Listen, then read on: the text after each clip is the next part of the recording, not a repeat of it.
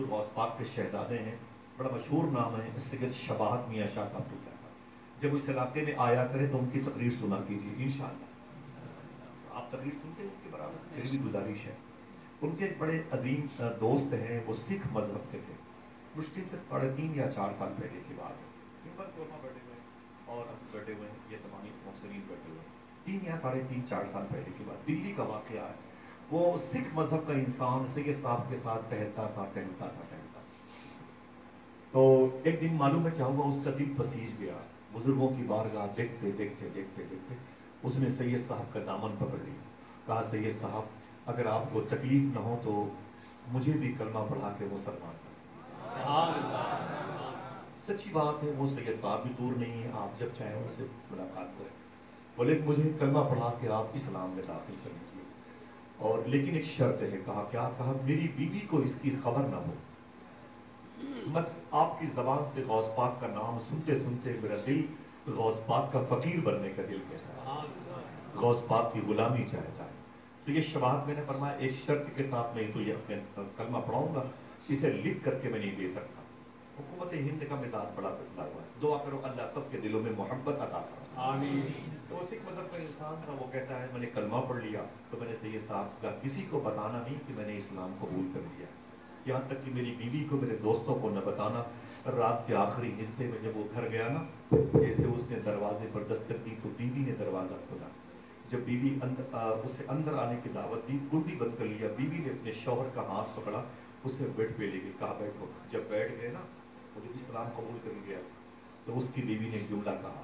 یہ دلی کا واقعہ بمشکل 3.5 4 سال پہلے کی بات، یا تھوڑا بہت 2-4 مہینے آگے پیچھے. اس لڑکی نے اپنے شوہر سے کہا صحیح بتانا یہ شیخ عبد القادر جیلانی کون؟ خدا کی قسم میں یہی باتیں مسجد میں چل کے بول سکتا ہوں. میں یہی باتیں حضور شاہ سرکار ادری سے ملت کی بارگاہ میں چل کے پیش کر سکتا ہوں. محترم شاہ حاجی مظہر الدین صاحب قبلہ کی مزار کے قریب جو ادارہ ہے جس کے سینے پر اللہ کے نبی کا موئے مبارک شریف ہے، میں وہاں چل کے بات بتا سکتا ہوں.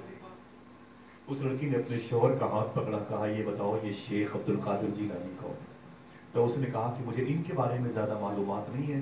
ہاں ایک سید صاحب ہیں جن کے ساتھ میں رہتا ہوں تو وہ کہتے ہیں یہ بہت بڑے بزرگ ہیں، بس یوں سمجھ لو کہ یہ بغداد کے راجکمار ہیں. غیر مسلم بغداد کے بہت بڑے بادشاہ، ولیوں کی دنیا کے بہت بڑے بزرگ ہیں یہ. لیکن اے میری بیوی تجھے کیسے پتا چلا کوئی شیخ عبد القادر نہیں ہے؟ آواز پہنچ رہی ہے؟ اے میری بیوی تجھے کیسے پتا چلا کوئی شیخ عبد القادر جیلانی بھی ہے؟ تو لڑکی مسکرا اٹھی. کہا مجھے کیسے پتا چلا؟ صحیح بتاؤ کیا تم نے اسلام قبول کر لیا؟ بیوی نے کہا مجھے کیسے پتا چلا؟ تم مجھ سے پوچھتے ہو، میں تم سے پوچھتی ہوں، صحیح بتانا کیا تم نے اسلام قبول کر لیا؟ تنگ رہ گئے. اس نے کہا تجھے کیسے خبر میرے اسلام قبول کرنے کے بارے میں؟ پر شیخ عبد القادر کے بارے میں تو رونے لگی. کہا میں بھی ابھی اسی بیڈ پر تمہارا انتظار کرتے کرتے سو گئی تھی، میرے خواب میں ایک بزرگ تشریف لائے. خدا کی قسم مجھ سے بولے تیرا شوہر اسلام قبول کر رہا ہے، تو میرے ہاتھ پہ کلمہ پڑھ لے، تو میرے ہاتھ پہ کلمہ پڑھ لے. تو مجھے کلمہ پڑھایا، میں نے کلمہ پڑھ لیا خواب میں. وہ کلمہ پڑھ لیا تو جب وہ جانے لگے دروازے کی طرف تو میں نے کہا بابا اپنا نام تو بتا دیجئے. پیچھے پلٹ کے بولے دنیا مجھی کو شیخ عبد القادر جیلانی ہے. نعرہ تکبیر، نعرہ رسالت، مسلک اعلی حضرت فیضان حضور غوث اعظم، فیضان حضور غوث اعظم، ان سے حضور ادری سے ملت. نعرہ تکبیر، نعرہ رسالت. دنیا مجھی کو شیخ عبد القادر جیلانی ہے.